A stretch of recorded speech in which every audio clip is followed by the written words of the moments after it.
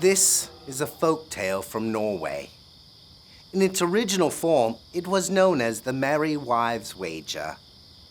So hunker down, grab a snifter of brandy, and listen as I regale you with stupid men and shrewish wives.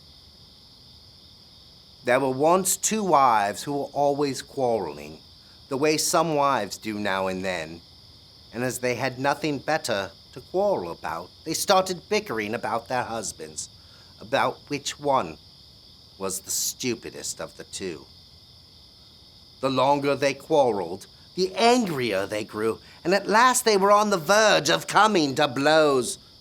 For one thing is certain, a quarrel is more easily stirred than stilled, and it's a bad thing when common sense is lacking. The first wife said that there was not a thing she could not make her husband believe if she but said it was true, for he was as gullible as the trolls. And the second wife said that no matter how wrong it might be, she could make her husband do anything if she said it should be done, for he was the kind who could not see through a ladder. Well, let's see which one of us can fool them the best. Then we'll find out which husband is the stupidest, they said, and this they agreed to do. Now, when her husband came home from the woods, the first wife cried, "Heaven help me! Why, this is awful! You must be sick if you're not already dying." "There's nothing wrong with me that food and drink won't cure," said the man. "God save me if it isn't true," sobbed the wife. "It's getting worse and worse, all right. You look as pale as a corpse. You'd better lie down. Oh, you won't last long at all." Thus she carried on until she got the man to believe that he was at death's door. She got him to lie down, fold his hands, and close his eyes.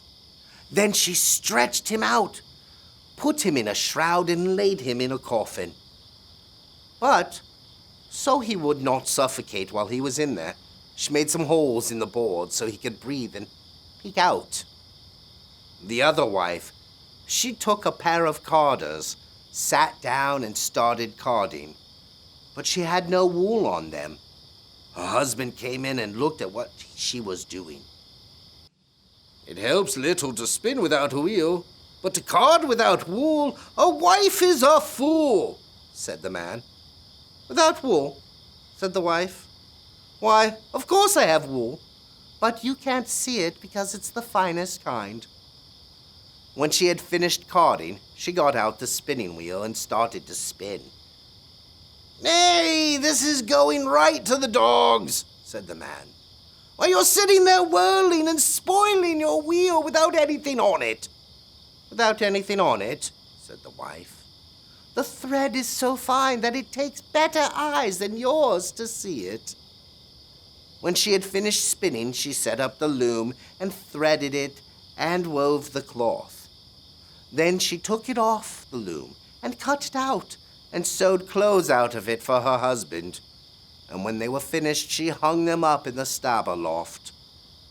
The man could see neither cloth nor clothes, but now he had come to believe that they were so fine that he could not see them, and so he said, "Well, well, as long as they're so fine, it's lucky I am to have them." But one day his wife said to him, "Today you must go to a burial feast. The man at the North Farm is getting buried today, so you have to have on your new clothes." Well, well, go to the burial feast he should, and the wife helped him on with the clothes, for they were so fine he would tear them to pieces if he did it himself. When he came up to the farm to the burial feast, they had already been drinking hard and fast, and their grief was not any greater when they caught sight of him with his new church-going clothes on. I dare say. But As they were on the way to the graveyard and the dead man peeked through the breathing holes, he almost split his sides laughing. "Well, now I have to laugh," he said. "If it isn't old Ola South Farm at my burial feast as naked as the day he was born."